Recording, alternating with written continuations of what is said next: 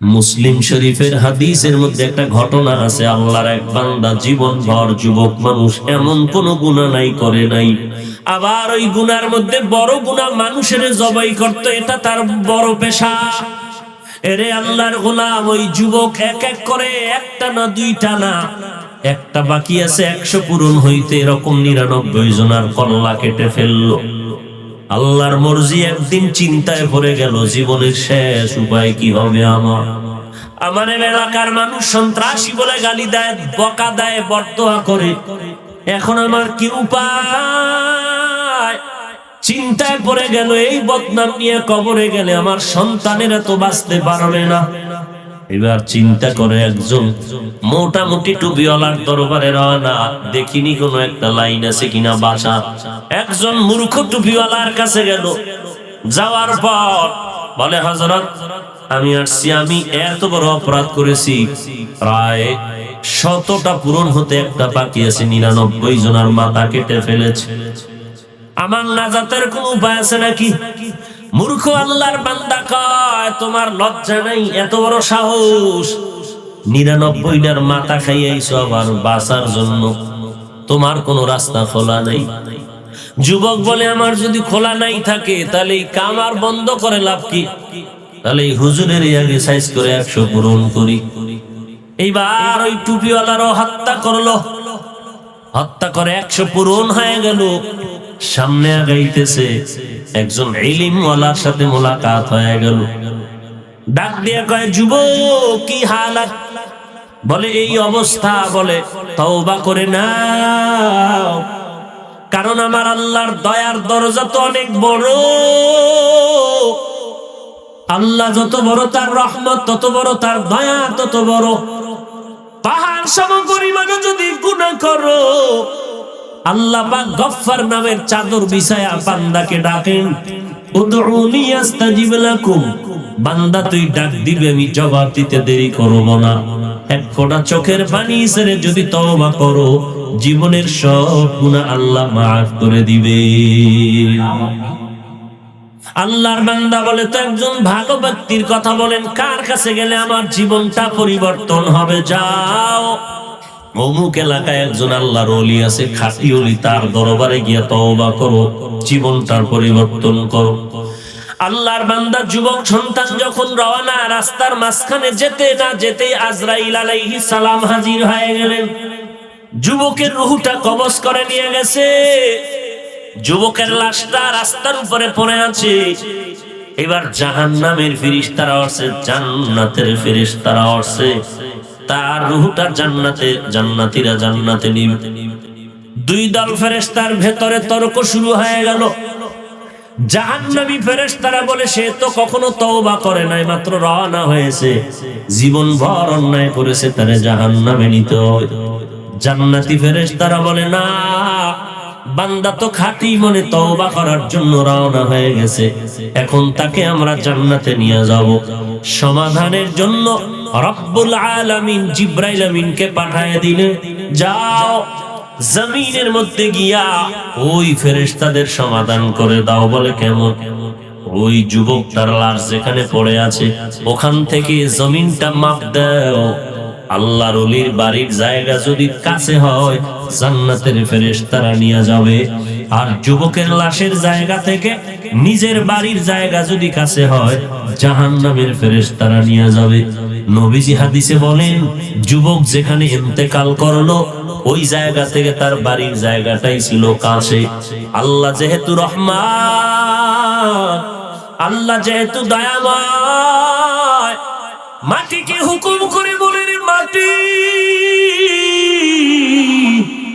আমার মুহাব্বতের বান্দাটা যেন জাহান্নামে না যায়।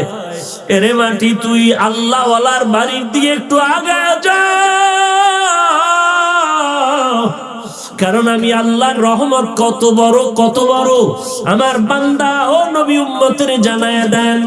আমি আল্লাহর মুহাব্বতে যদি কেউ 1 বিঘা আগাইয়া যায়, আমি আল্লাহর রহমত তার দিকে 1 হাত আগায় যাবে। যেই বান্দা আমি আল্লাহকে পাওয়ার জন্য 1 হাত আগাবে, আমি আল্লাহর রহমত তার দিকে 2 হাত আগায় যাবে। যেই বান্দা বান্দি আমি আল্লাহকে পাওয়ার জন্য হেঁটে হেঁটে আমি আল্লাহর রহমত তার দিকে দ্রুত গতিতে দৌড়াতে থাকবে, কারণ আমি আল্লাহ চাই না আমার বান্দাগুলো জাহান্নামী হয়ে যাবে। আমি আল্লাহ বড় আদর করে মানুষগুলো বানাইলাম, আমি আল্লাহ চাই না জাহান্নামের আগুন তাদেরকে জ্বালায় দিবে। দুনিয়াতে সূর্যের গরম আমার বান্দা সহ্য করতে পারে না, কষ্ট হয়, একটা চিমটি দিলে সহ্য করতে পারে না। আমি আল্লাহ কেমন করে এদেরকে জাহান্নামের আগুনে জ্বালাবো? আমি আল্লাহ বড় আদর করে সুন্দর করে মায়ের গর্ভে বানায় দুনিয়ায় পাঠাইছি, বান্দা যেন কষ্ট না পায়। আমি আল্লাহ দুনিয়াতে যাওয়ার আগেই খানার আয়োজন করলাম, মায়ের স্তরে দুধের ব্যবস্থা করে দিলাম। আমি আল্লাহ এত সুন্দর করে লালন পালন করলাম, এত সুন্দর চেহারা দিলাম। এই বান্দা যদি গুনাহ করিয়া ফেলায়, আমি তওবার দরজা দিয়ে ডাকতেছি, রে বান্দা আমার দরজায় ফিরিয়া আয়। তুই সামান্য আগায় যাবি, বাকিটা আমি আল্লাহ আমার পক্ষ থেকে পূরণ করে দিব। এরে আমার কলিজার টুকরা যুবক, আজকে তুমি কোন পথে চলতেছো? কয়দিন আর রক্তের গরমে বাহাদুরি করবা? তোমার থেকে বড় বাহাদুর নমরুদ, হামান, সাদ্দাত, ফিরাউন কই? যেই ফেরাউনের টাকা পয়সা ক্ষমতার অভাব ছিল না, 40 বছর পর্যন্ত যেই ফেরাউনের কোনো অসুস্থতা নাই, আজকে সেই ফেরাউনের লাশ জমিন পর্যন্ত কবুল করে নাই। ওই ফেরাউনের নাম দুনিয়াতে খুঁজিয়া দেখ, কোন বেঈমানের ঘরে একটা ফেরাউন নামের কাউকে পাওয়া যাবে কি? না না, ফেরাউন নামের কাউকে জমিনে পাওয়া যাবে না। যদি কাউকে বলা হয় তোমাকে 1 লাখ টাকা দিব, তোমার সন্তানের নামটা ফিরআউন রাখো, রাজি হবে কেউ? এরে নবীর উম্মতের দান, ওই ফেরাউনের টাকা পয়সার অভাব ছিল না, ক্ষমতার অভাব ছিল না, কিন্তু পরিণাম ফল কি হলো? আর সারা দুনিয়াতে ফেরাউনের নামটা কেউ শুনতে চায় না। অথচ তাকায় দেখো, সেই ফেরাউনের ঘরেই তৈরি হয়েছে তার বিবি আসিয়া। কেমন আল্লাহর বান্দি, এত বড় ক্ষমতাওয়ালা ফেরাউনের ঘরে আসিয়া। মায়ার নবী যখন মেরাজে যাইতেছেন বোরাকে চড়িয়া বাইতুল মাকদিস থেকে, হঠাৎ নবী বললেন, জমিনের মধ্য থেকে কেমন যেন জান্নাতের ঘ্রাণ আমি নাকে পাইতেছি। জিবরাইল আমিন কিসের থেকে ঘ্রাণটা আসে? এরে পর্দার আড়ালের মা, দেখো ফেরাউন এত বড় বেঈমান, আল্লাহকে আল্লাহ বলে স্বীকার করে না, অথচ তার স্ত্রী ফেরাউন কত বড় আল্লাহওয়ালা। জিবরাইল আমিন ডেকে বলেন, ও পয়গম্বর, দুনিয়ার বড় খারাপ বেঈমান ফেরাউনের স্ত্রী আসিয়ার কবর, ওই কবর থেকে বেহেশতের ঘেরান আপনি নাকে শুনতে পেয়েছে। যেই ফেরাউনের স্ত্রী আসিয়া কিয়ামতের ময়দানে আপনার স্ত্রী রূপে হবে জান্নাতের বিবিদের মধ্যে একজন। ও পয়গম্বর, ফেরাউনের আসিয়া হলো স্ত্রী, কিয়ামতের দিন আপনার বিবি হবে। ও দুনিয়ার নারীর দল, হেদায়াত পাওয়ার জন্য তো আমেরিকা যাওয়ার দরকার নাই, বালিশে মাথা লাগায় যদি একটু চিন্তা করেন, ফেরাউনের পরে তাকিয়া আসিয়া আবার কেমন করে আল্লাহর এত প্রিয় বান্দি হয়ে গেল। এরে আম্মা জান, আপনার জীবনটা কতই যে ধন্য। আপনি তো নবীদের বিবিদের মতো একজন নারী, খাদিজাতুল কুবরার মতো একজন মা, আয়েশা সিদ্দিকা রাদিয়াল্লাহু আনহার মতো মা। আপনি তো আলেম উলামাদের মা, হাফেজে কোরআনের মা। যদি একজন কোরআনওয়ালার মা হয় কবরে যেতে পারেন, এটাই জীবনটা বড় ধন্য হয়ে যাবে। এরে পর্দার আড়ালের মা, আল্লাহর কাছে তওবা করে নাও। দুনিয়ার রং তামাশা ভোগ বিলাস কিছুই না, একদিন কবরের ডাক এসে যাবে, সন্তান পড়ে থাকবে, কেউ তোমারে আর ধরে রাখবে না। সাদা কাপড়ের 5টা প্যাকেট বানায় কবরে পৌঁছায় দিবে, সন্তানেরা মা মা বলে কাঁদবে, কিছুদিন পরে ভুলে যাবে। তারা নিজেরা বিবাহ শাদী করে মায়ের কথা বলে আবার আনন্দে চলে যাবে। আরে নবীর উম্মতের দল, আল্লাহর ভয় অন্তরে ঢুকাও, আল্লাহ ওয়ালাদের মুহাব্বত অন্তরে জমা করে নাও। আল্লাহ ওয়ালাদের নেক নজর যদি একবার লেগে যায়, কপালটা খুলিয়ে যাবে রে আল্লাহর বান্দা। জীবনে যত অন্যায় করেছো তওবা করো, এ দুনিয়া কিছুই না হেরে মুমিন। ও যুবক আল্লাহর গোলাম, আজকে তোমার পায়ে হাত রেখে বারবার আল্লাহ ওয়ালারা বুঝায় নামাজ পড়ো, পর্দা করো, তুমি রাজি হও না। আর আমরাও তো মুসলমান, আমাদেরকে ভয় দেখানো হোক, জীবন যাবে, নামাজ ছাড়বো না, বেপরদায় চলবো না। একটু চিন্তা করো রে বাবা, তোমাকে এত বুঝানোর পরেও নামাজ কেন পড়তে চাও না? মনে মনে কি ভেবেছো আল্লাহর কোরআন মিথ্যা, রসুলের হাদিস মিথ্যা? এক বিন্দু মিথ্যা না রে বাবা। যদি মিথ্যা হইতেন তো সাহাবায়ে কেরাম জীবন ভর কান্না করতেন না। এরে নবীর আশিক, মায়ার নবীর কোনো গুনাহ নাই, কোনো গুনাহ নাই, এরপরও সারা রাত নামাজে কান্নায় কাটায় দিলেন। কবরের কিনারায় বয়া নবী কান্না করেন, মসজিদের মধ্যে নবী সারা রাত কান্না করেন উম্মতের মহব্বতে। এরে নবীর আশিকের দল, ডানে বামে তাকায়া দেখো, তোমার আমার মতো কত যুবক চাকরি করে, ব্যবসা করে, এক বেলারও নামাজ বাদ দেয় না, স্কুল কলেজে পড়ে নামাজ বাদ দেয় না। নিজের একটু প্রশ্ন করো বাবা, তুমি কেন নামাজ পড়তে পারবা না? ওরে আল্লাহর বান্দা, তোমার আমার মতো যুবক ড্রাইভারি করে নামাজ বাদ দেয় না, তুমি কেন পারো না? তোমার আমার মতো কত যুবক কৃষি কাজ করে, শ্রমিকের কাজ করে, এত কষ্ট করিয়াও নামাজ ছাড়ে না, তুমি কেন নামাজ পড়তে পারো না? যদি এখনো শয়তান তোমার অন্তর দখল করে রাখে, তওবা করে নাও, আল্লাহর দরবারে চোখের পানি ছেড়ে কান্না করো। এরে নবীর উম্মতের দল, যে যেই দলাদলি করো, যেই মতে থাকো না কেন, ওই মরণের পরে প্রশ্ন কিন্তু তিনটা, সকলকেই করা হবে। এক নম্বরে রবের পরিচয় দাও, দুই নম্বরে ধর্মের পরিচয় দাও, তৃতীয় প্রশ্ন হলো রাহমাতুল লিল আলামিনের পরিচয়টা দাও। এরে আল্লাহর বান্দা, এই তিনটা প্রশ্নের জবাব ঠিক করিয়া কবরে রওনা হও, কারণ ওই কবর এমন ভয়ঙ্কর জায়গা। নবীর সাহাবী ওসমান রাদিয়াল্লাহু তাআলা আনহু কবরের কিনারায় বসে হাউমাউ করে কান্না করতেন কবরের আযাবের ভয়ে। এরে নবীর উম্মতের দল, এই ওয়াজের ভেতরে বহু আল্লাহর বান্দা এই জাহান্নামের চিন্তা যখন পড়ে যায়, চোখের পানি আর ধরে রাখতে পারে না রে বাবা। এখানে যারা বসে আছেন, যত বড় নামাজি দাবি করি, গুনাহ মুক্ত জিন্দেগি এখানে কারণ নাই। আল্লাহওয়ালা বুজুর্গ সাহাবায়ে কেরাম যদি কান্না করেন, আপনার আমার কি পরিমাণ চোখের পানি ছাড়া দরকার? নবীজি বলেন, বেশি করে কান্না করো, যদি কান্না না আসে কান্নার বাহানা করো, তাতেও সওয়াব হবে।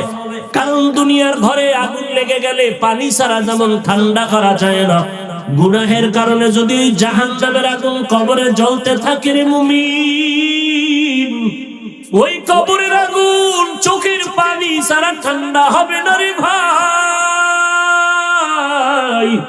আল্লাহর দরবারে চোখের পানি ছেড়ে কান্না করো। এ দুনিয়ার টাকা পয়সা, বাড়ি গাড়ি কোথায়? কই বাড়িওয়ালা তো নাই, বাড়ি পড়ে আছে, গাড়িওয়ালা নাই, গাড়ি পড়ে আছে। ওই অন্ধকার কবরের বাজার কি করে রে মুমিন? আজকে যদি তোমার মরণ হয়ে যায়, ওই অন্ধকার কবরে তোমাকে সবাই নিয়ে যাবে। সবাই দেখবা তোমার মা কাঁদে, বাবা কাঁদে, আমার সন্তান নাই। কান্না করে করেও কিন্তু তোমাকে ধরে রাখবে না। কেউ যাবে বাঁশ বাগানে বাঁশ কাটার জন্য, কেউ পানি গরম করার জন্য তোমাকে চিরবিদায়ের গোসল করাবে, কেউ যাবে বাজারে কাফন কেনার জন্য। তোমার বাবায় দৌড়াবে, ও ইমাম সাহেব, আমার সন্তানের জানাজা না পড়ায় আপনি কোথাও যাবেন না। জীবনের শেষ গোসল দিয়া জানাজা পড়াইয়া যখন খাট কাঁধে নিয়ে বাঁশ বাগানে রওনা হবে, তোমার আমার মা জানালা দিয়া কান্না করে বলবে, আমার বাবারে কই নিয়ে যাও? এই সন্তানটারে একবার আমাকে দেখায়া যাও, মনের মতো আমি চেহারাটা দেখে নেই। কারণ এই সন্তান আমাকে কতবার মা মা বলে ডাকতো। এই সন্তান আমাকে যখন আব্বা বলে ডাক দিতে আমার কলিজাটা ঠান্ডা হয়ে যাইতো। এই সন্তানের বড় করতে গিয়া আমি মা কত রাত ঘুমাতে পারি নাই। এই সন্তানের পেছনে গিয়া আমি কতবার খানাও খেতে পারি নাই। এরে আল্লাহর বান্দা, এই ময়দানে এমন বান্দা আছে অনেকের মা নাই, বাবাও নাই। অন্ধকার কবর থেকে মা বাবা দোয়ার অপেক্ষায় তাকিয়ে আছে।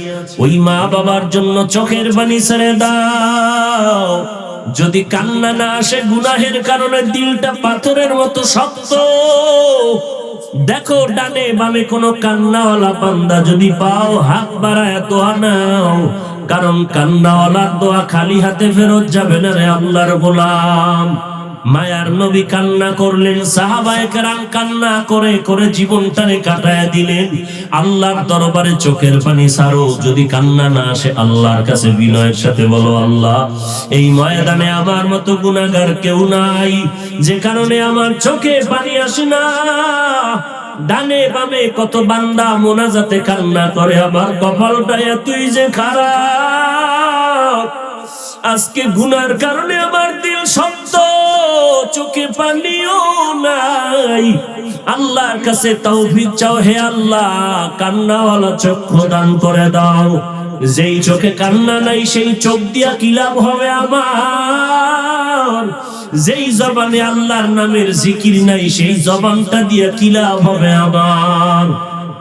আল্লাহর দরবারে কান্না করো, তওবা করো। এরে আল্লাহর বান্দা, এই মহামারীতে অনেক বান্দা কত আপনজনের হারায় এতিম হয়ে গেল। এরে নবীর আশিক উম্মতের দল, মোনাজাতের পরে অনেকে বাড়িতে গিয়া দেখবে মা এখনো ঘুমায় না, সন্তানের অপেক্ষায় বসে আছে। আর একদল আল্লাহর বান্দা দেখবে দরজা বন্ধ, এত ডাকবে কেউ দরজা খুলে না। চোখের পানি ছাড়া আলেম হতে পারো নাই, হাফেজ কোরআন হতে পারো নাই।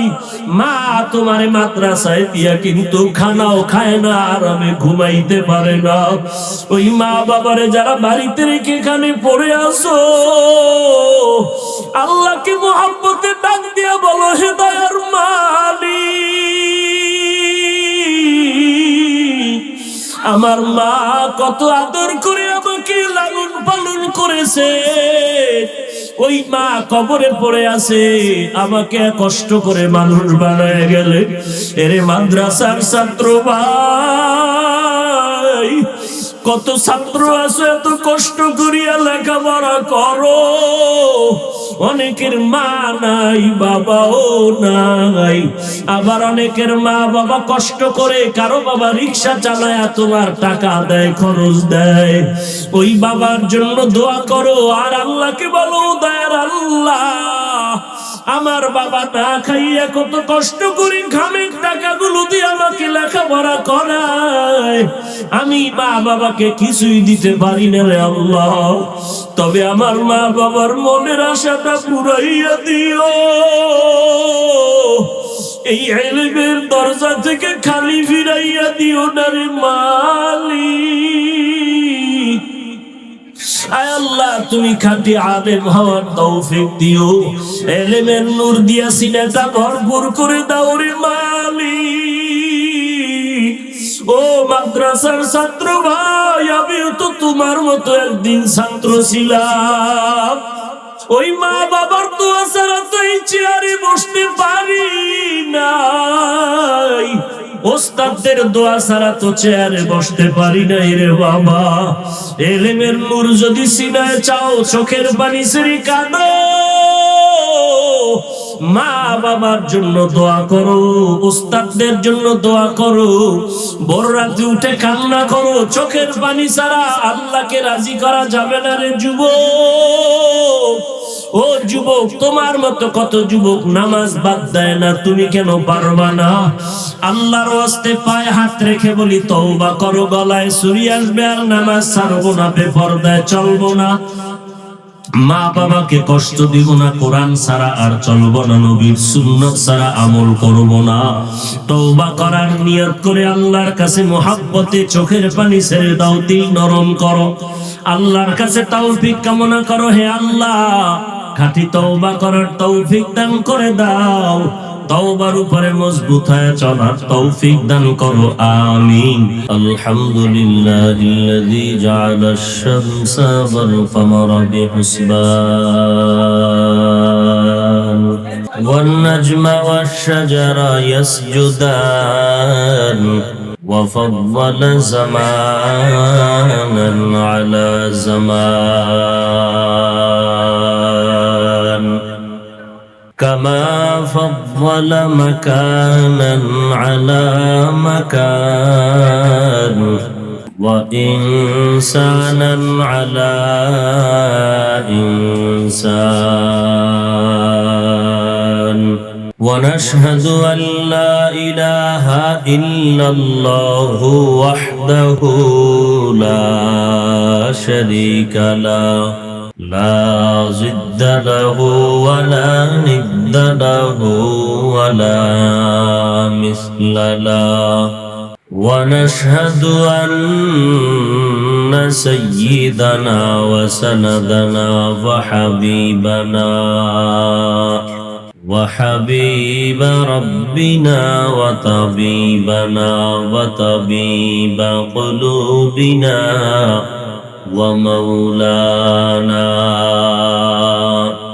ومولانا محمدا عبده ورسوله حبه وبارك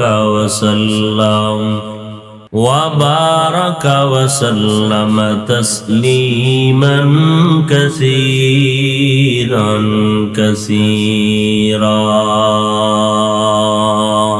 الذي أرسله الله تعالى بالحق بشيرا ونذيرا وداعيا إلى الله بإذنه وسراجا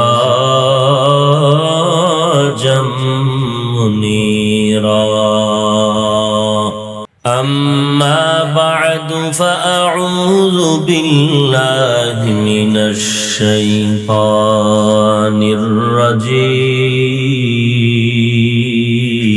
الرجيم بسم الله الرحمن الرحيم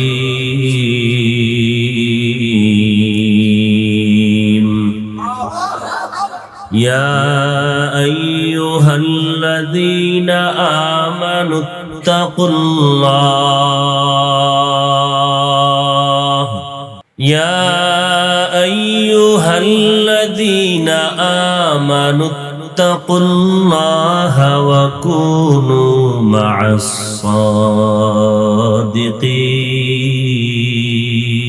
الصادقين وقال النبي صلى الله عليه وآله وسلم عليكم بمجالسة العلماء واستماع كلام الحكماء فإن الله تعالى يحيي القلب الميت بنور الحكمة كما يحيي الأرض الميتة بماء المطر اللهم صل على محمد النبي الأمي وعلى آله وسلم تسليما سبحانك لا علم لنا إلا ما علمتنا إنك أنت العليم الحكيم رب اشرح لي صدري ويسر لي أمري واحلل عقدة من لساني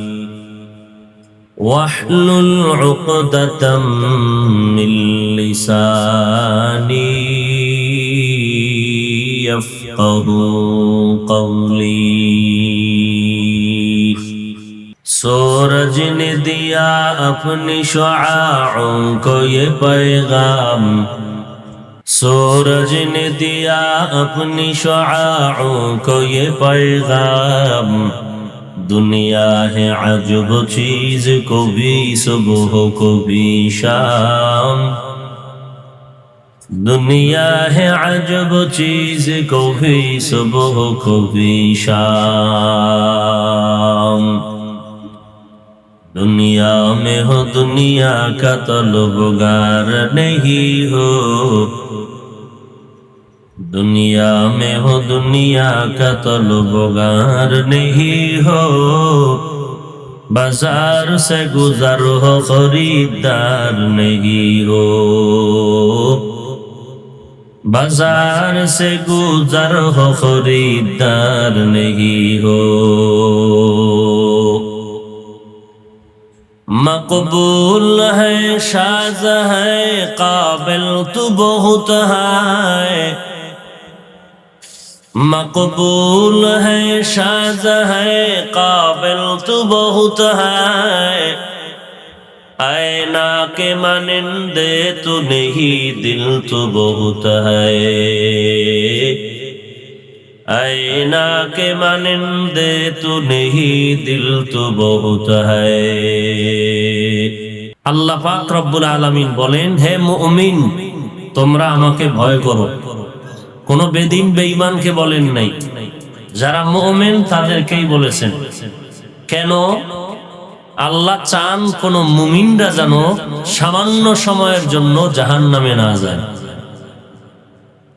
কোন বেঈমান তো কখনো জান্নাত পাবেই না জান্নাত পাবে মুমিন কিন্তু এই মুমিনও যেন অপরাধের কারণে কিছু সময়ের জন্য জাহান্নামে যেতে না হয় এই জন্য আল্লাহ বারবার সতর্ক বাণী দিচ্ছেন মুমিনেরা আমাকে ভয় করো ভয় করলেই গুনাহ থেকে বাঁচা সম্ভব কারণ ছাত্র ওস্তাদকে ভয় করার কারণে ওস্তাদের সামনে ছাত্র অন্যায় করে না মা বাবাকে সন্তান ভয় করার কারণে মা বাবার সামনে সন্তান অপরাধ ঠিক মানুষ যদি আল্লাহকে ভয় করে তো মানুষও কখনো আল্লাহর দরবারে গুনাহের কাজ এই গুনাহ থেকে বাঁচার জন্যই হলো আল্লাহকে ভয় করা তথা তাকওয়া অর্জন করা আর এই তাকওয়া অর্জন করার জন্য নিজে নিজে সম্ভব না যাদের অন্তরে তাকওয়া আছে ভয় আছে তাদের সঙ্গী হও তারা কারা আল্লাহ বলেন তারা হলো সাদিকিন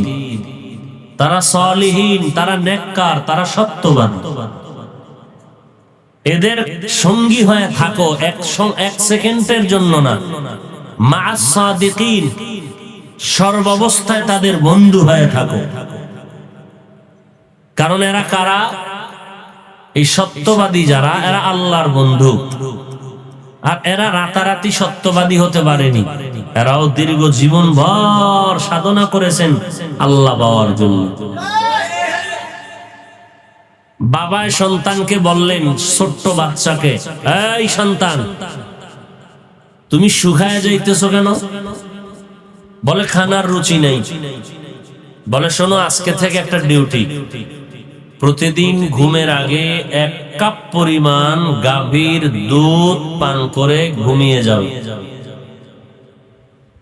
খেয়াল করতেছেন বাবায় কাকে বললেন বড় সন্তান না ছোট ছোট বাচ্চাকে বললেন প্রতিদিন ঘুমের পূর্বে 1 কাপ পরিমাণ গাভীর দুধ পান করে ঘুমাইবা এই কথার দ্বারা আপনারা কি বুঝতেছেন যে দুধও তুমি পান করবা আর এই দুধ কোথা থেকে আনা যায় তুমি কিনে আনো আর গাভীর থেকে দহন করে আনো এটা তোমার বিষয় ব্যাপারটা কি এমন ব্যাপার কি তাহলে ব্যাপার হলো প্রতিদিন ঘুমের আগে দুগ্ধ পান করে ঘুমানো তোমার দায়িত্ব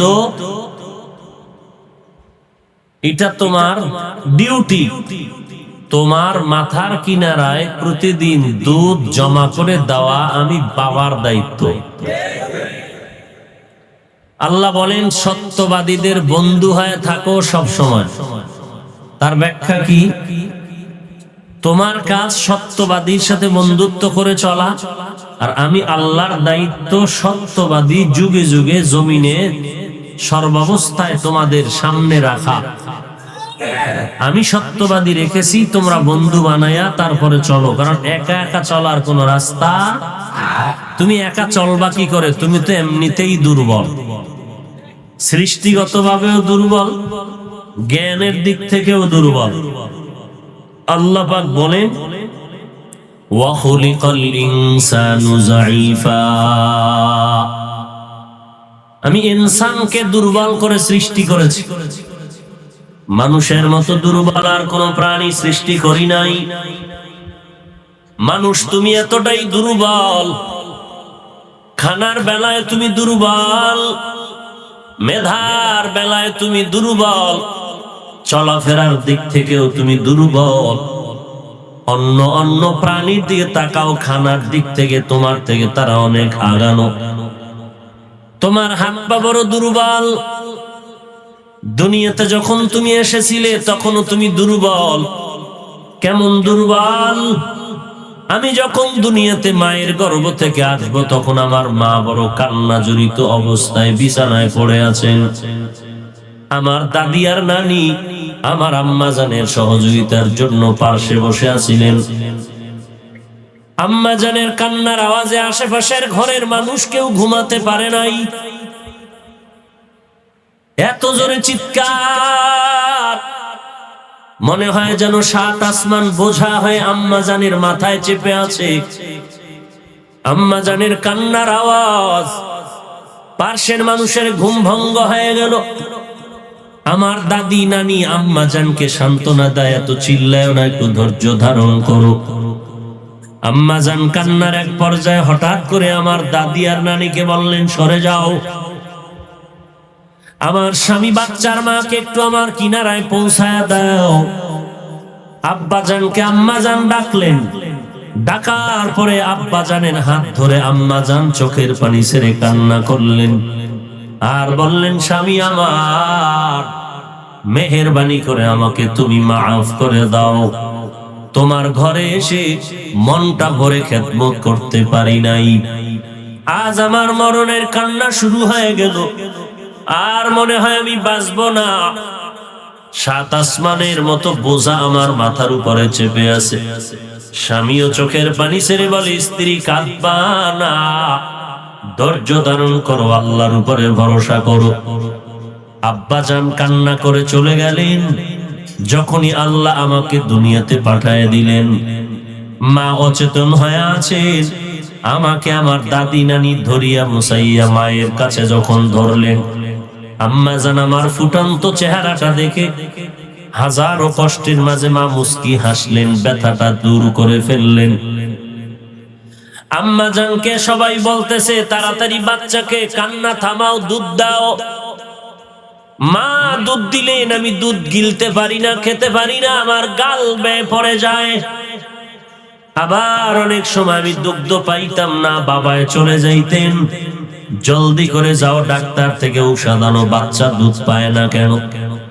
আল্লাহ বলেন, বান্দা তাকায় দেখ, তোর পার্শ্বে অন্যদিকে আমি আল্লাহ কত সবল মাখলুক বানায় রাখলাম, তুই কি পরিমাণ দুর্বল। একটা বকরির বাচ্চাতে তাকায় দেখ, বকরির বাচ্চাটা যখন দুনিয়াতে জন্মগ্রহণ করে, ওই বাচ্চাটাকে ধরার জন্য কোনো সহযোগিতার ডানে বামে কেউ নাই, মা একা আর বাচ্চা ছাড়া কেউ নাই। বকরির বাচ্চাটা দুনিয়াতে যখন ভূমিষ্ঠ হয়, কাউকে দেখায় দিতে হলো না মায়ের দুধ কোথায়। বাচ্চা নিজেই 4 পায়ে দাঁড়াইয়া মায়ের দুধ খুঁজিয়া ওলানে মুখটা লাগায় দিল। যখন দেখলো মায়ের ওলানটা বড় শক্ত, কোন ডাক্তারের ঔষধও লাগলো না, আল্লাহ এই বকরির বাচ্চাটারে এমন জ্ঞান দিয়া পাঠায় দিলেন। বাচ্চাটা মনে মনে সিদ্ধান্ত নিল, আমার মায়ের ওলানটা এত শক্ত, আমার মাথাটা দিয়ে যখন আঘাত করব মায়ের ওলানটা নরম হয়ে যাবে। বাচ্চা 2-3টা আঘাত করার পরে মায়ের ওলানটা নরম হয়ে গেল। জিহ্বা লাগাইলো, মায়ের স্তনের দুধ বাচ্চার পেট এসে ভরে ফেললো। আল্লাহ বলেন, বান্দা তাকায় দেখ, তোর মতো দুর্বল এই জমিনে আর কোনো মাখলুক আমি বানাই নাই। খানার বেলায় তুমি দুর্বল। আগের মানুষও তো খানেওয়ালা ছিল, 10 জনের খানা একা খেতে পারতো, এখন খাওয়ার মানুষ নাই। একজনের জন্য যেই খানার আয়োজন আমরা আন্দাজ করে করি, তাও তো প্রায় একজনে শেষ করতে পারে না, 2 জন 3 জনে খেয়ে ফেলে। অথচ আল্লাহ বলেন তাকায় দেখ, মহাসমুদ্রের ভেতরে বড় বড় বড় বড় প্রাণী আছে, নীল তিমি। এক একটা নীল তিমির দৈনিক খানার তালিকা হলো 1000 কেজি চিংড়ি মাছ। শুধু তাই না, জমিনের মধ্যে একটা পাহাড় আছে কোহে কাফ, ওই পাহাড়ে একটা প্রাণী বসবাস করত, নাম হলো সিমর্গ। ওই প্রাণীটার দৈনন্দিন খানার তালিকা 40টা মোটা তাজা হাতি। কে খাওয়ায়? আল্লাহ বলেন বান্দা তুমি খানার বেলায় দুর্বল, চলার বেলায় দুর্বল, তুমি শারীরিক ভাবেও বড় দুর্বল, মেধার বেলায় তুমি দুর্বল। তুমি ইঞ্জিনিয়ারিং পাশ করেছো, বিল্ডিং বানিয়েছো, আর একজন ইঞ্জিনিয়ার এসে বলে তোমার থিওরি ভুল। কিন্তু তাকায় দেখো আমি আল্লাহ ভিন্ন ইঞ্জিনিয়ার বানায় দিলাম। মৌমাছির দিকে তাকাও, আমেরিকার মৌমাছি আর বাংলাদেশের মৌমাছি একটা সুন্দর বিল্ডিং বানাইছে। গাছের একটা ডালার সাথে বাসাটা বেঁধে রাখছে, কোনো রশি নাই। এক একটা বাসার ভিতরে 20 কেজি পর্যন্ত মধু থাকে। মধুর বোতলগুলো মুখ খোলা, নিচের দিকে 1 ফোঁটা মধু পড়ে না। বেডরুম আলাদা, ড্রয়িং রুম আলাদা, ডাইনিং রুম আলাদা, বাথরুম আলাদা। একটা রুমের সাথে আর একটা রুমের চুল পরিমাণ ব্যবধান নাই। আল্লাহ বলেন কেমন ইঞ্জিনিয়ার করে মৌমাছিরে বানাইলাম। আবার দেখছো নি বাবুই পাখি তাল গাছে বাসা বাঁধে, নারিকেল গাছে বাসা বাঁধে না। কারণটা কি ওরা জানে? এই জমিনে মানুষের গুনার কারণে বড় বড় গজব আসবে, প্রলয়ঙ্কারী ঝড় তুফান আসবে। সহসায় নারিকেল গাছ ভাঙবে, তবে তাল গাছ সহসায় ভাঙবে না। তাহলে জন্মগত ভাবে আমরা দুর্বল। একটা পিপিলিকার কাছেও দুর্বল, মশার কাছে দুর্বল। পিপিলিকায় যদি মেজাজ গরম করে বনিয়াদম রে ঘুমাতে দিব না, কেউ ঘুমাতে পারবে না। মশায় যদি বলে ঘুমাইতে দিব না, কেউ ঘুমানোর সুযোগ নাই। এত পাওয়ার। মানুষ তোমার নিজের হাতের বানানো 2 টাকা দামের প্লেটের কাছেও তুমি দুর্বল। এইবার আসেন ধর্মীয় লাইনে আমরা কেমন সবল। এরে আল্লাহর বান্দা, কোরআন হাদিসের ইলমের বেলায় আমরা দুর্বল, আমলের বেলায় দুর্বল, আকীদার বেলায় দুর্বল। যত বড় মুফতি সাহেব আর মুহাদ্দিস সাহেব, যত বড় মুফাসসির বলেন, যত বড় তাকওয়াওয়ালা বলেন, আমলওয়ালা বুজুর্গ বলেন, সব আল্লাহওয়ালা যদি এক পালা ওজন দেওয়া হয়, বলেন সাহাবায়ে কেরামের মর্যাদার সমান হবে নাকি? হবে। তাহলে সাহাবায়ে কেরামদের তুলনায় আমাদের ইলম, আমল, আকীদা বড় দুর্বল। তাদের এত পরিমাণ ইলম, এত পরিমাণ আমল, এত পরিমাণ তাকওয়া, এরপরেও তো তারা রাসূলের দরবার ছাড়েন নাই। এরপর রাতের বেলার তাহাজ্জুদের কান্না বন্ধ নাই। আপনার আমার কি পরিমাণ উপায়! এমনিই তো দুর্বল, শারীরিক ভাবে, মানসিক ভাবে, ইলম আমলে। অন্য দিক থেকে 3 দল শয়তান আমগো টানে জাহান্নামে নিতে। এক দল জিন শয়তান, মিনাল জিন্নাতি, আর এক দল নফস শয়তান। ওয়াসওয়াসা দেয় নামাজ পড়লে হবে, বয়ান শোনার দরকার নাই, শুনলেও মোনাজাত দিবি না, কবুল হইলে ভেজাল। মোনাজাত দিবা না, ওয়াজ শুনো, মোনাজাত যদি কবুল হয় তাহলে শয়তানের ভেজাল। কারণ একজনের আমিন কবুল হবে তো সকলকে আল্লাহ মাফ করে দিবেন।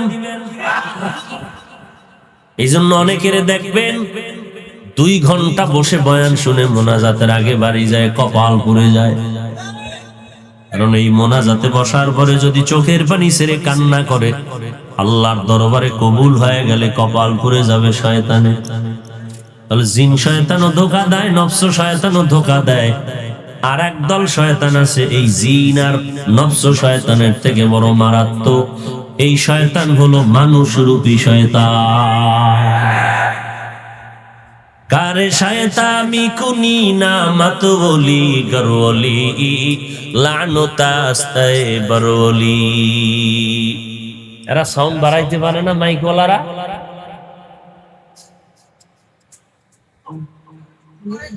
ভাইরা আমার, তাহলে তিন দল শয়তান যদি আপনাকে টানে, এদিকে আপনার এলেমও নাই, আমলও নাই, না কোরআন পড়তে পারেন, না হাদিস পড়তে পারেন। আবার শয়তানও ধোঁকা দেয়, মানুষ শয়তানও ধোঁকা দেয়। জিন শয়তান আর নফস শয়তান থেকে মানুষ শয়তান বড় মারাত্মক। বলে কেমন?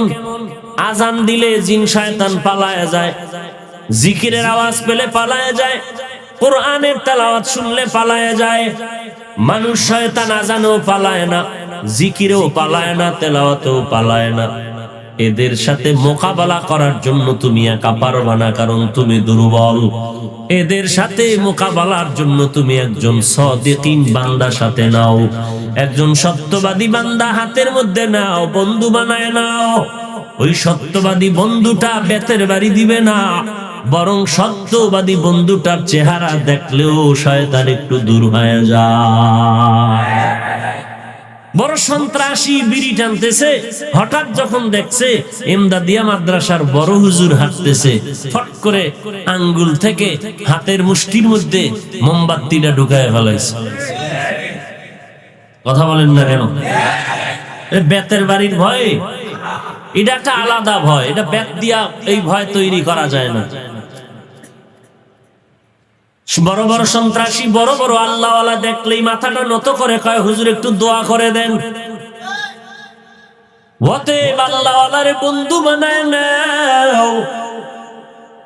তাদেরকে দেখলেও তো বেঈমানেরা একটু দুর্বল হয়ে যায়। তুমি যদি বন্ধু বানাইতে গিয়া অলিকুল শিরোমণি নামের কোন ভণ্ডরে বানায় দাও, নামাজ নাই, রোজা নাই, দাড়ি নাই, টুপি নাই, চেহারাটা ভাল্লুকের মতো, চুলগুলো ভাল্লুকের মতো, এমন অলিকুল শিরোমণি যদি বন্ধু বানাও, আর এরে যদি আনো বাতিলের সাথে মোকাবেলা করার জন্য, আর তোমার অলিকুল শিরোমণি ভণ্ড যদি কয় নামাজ কেন পড়ো না, সন্ত্রাসী কইবে তুই পড়ুনি। ওই বেআমলওয়ালা উল্টা প্রশ্ন করবে। অতএব একজন সাদিকিন সত্যবাদী বান্দাকে বন্ধু বানায় নাও, যাদেরকে দেখলেও বেনামাজি একটু নামাজের জন্য মন তৈরি হয়ে যায়। ঠেকায় হইরাও কইবে আজকে যাই কই, প্রতিদিন ইমাম সাহেবরে কই আমার পোশাক ভালো না, শরীর ভালো না, আজকে কই যাই। বড় হুজুরের সামনে যখন আসি, হুজুর থাক না থাক একটু পড়িয়েই যে। আল্লাহ পাক বলেন, বান্দা তুমি একজন আমার সাদিকিন বান্দারে বন্ধু বানায় নাও। সাদিকিন কারা? যারা সত্যবাদী বলে শুধু মুখে সত্যবাদী না, না, যারা চলাফেরা, আমল, আখলাক, লেনদেন, কথাবার্তা প্রত্যেকটা ক্ষেত্রে আল্লাহর উপরে ভরসা করে চলে, রাসূলের তরিকায় চলে, এমন একজন সত্যবাদী বন্ধু আপন বানায় নাও। এর মাধ্যমে দুনিয়াতে থাকিয়েই তুমি জান্নাতের মেহমান হতে পারবে। সোহবতে সালেহ তোরা সালেহ কুনাত, সোহবতে তালে তোরা তালে কুনাত জামানা, সোহবতে বা আউলিয়া বেহতার সাদ সালাতাত বেরিয়া। আল্লাহওয়ালাদের মজলিসে যাও, জীবনটা ঘুরে যাবে রে গোলাম। আল্লাহওয়ালা আউলিয়া কেরামেদের বন্ধু হয়ে থাকো। বলে কতদিন? বলে যতদিন পর্যন্ত তুমি আল্লাহকে না পাও। কারণ আল্লাহওয়ালাদের কাছে যদি থাকো, আল্লাহর কুদরতের ঘ্রাণটা তুমি পাইবা। কারণ আল্লাহওয়ালা এরা এমনিতেই হওয়া যায় না, এরা আল্লাহর সাথে দিনরাত যোগাযোগ মেনটেন করে চলে। বলবা তারা কি খায় না, ঘুমায় না? না, আল্লাহওয়ালারাও খানা খায়, তারাও ঘুমায়, তারাও বাজারে যায়, তারাও বিয়ে শাদী করে। মক্কার মুশরিকেরা বলতো কেমন নবী আবার বাজারে যায়। মক্কার মুশরিকেরা বলতো মুহাম্মদ কেমন নবী, উম্মতের বাথরুমের বয়ান করে শিখায়। সাহাবায়ে কেরাম বলে আমগো নবী শুধু বাথরুমের নিয়ম শিখায় না, বাথরুমে গিয়া কেমনে বসবা, পানিটা কেমনে খরচ করবা সেই নিয়ম নবী শিখায়। আল্লাহওয়ালারাও খানা খায়, আল্লাহওয়ালারাও ঘুমায়, আল্লাহওয়ালারাও বাজারে যায়, তবে তাদের হাঁটা চলা খানা দানার ভেতরে আমাদের খানা দানায় ব্যবধান আকাশ পাতাল। আল্লাহওয়ালারা খানা খায়, সেখানেও তালাশ করে মালিক। আল্লাহওয়ালারাও ঘুমায়, তবে তারা বিনা ওযুতে ঘুমায় না।